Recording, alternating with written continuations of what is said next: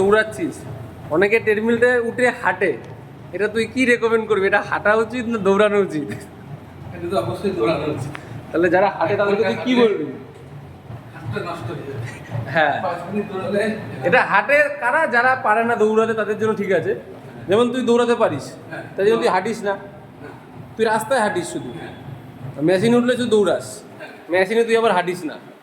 তো সবাইকে রেকমেন্ড কি করবি, দৌড়াতে না হাঁটতে? অবশ্যই দৌড়ানোর জন্য ইনক্লাইন দিয়ে হালকা হালকা ইনক্লাইন দিয়ে দৌড়াও, কার্ডিও রেসপিরেটরি সিস্টেম বাড়াও। হেঁটে কোনো লাভ নেই জয়েন্টের ব্যথা ছাড়া। যেমন দাদা দৌড়াচ্ছিলেন, দৌড়াবা। দাদা এখন আজকে বিরাট একটা ব্যাক মারবে, ব্যাক মেরেই দৌড়াচ্ছে, কার্ডিও হবে এখন 1 ঘন্টা নাকি? হ্যাঁ, আধ ঘন্টা। আধ ঘন্টা মানে আধ ঘন্টা ট্রেডমিল করবে না, ট্রেডমিল 5-7 মিনিট, তারপর বাকি কার্ডিও যা যা হয় হবে। কারণ দাদা এখন একটু কন্ডিশনটা রেডি করছে, সামনে হ্যাবিট ক্লাসিক খেলা আছে।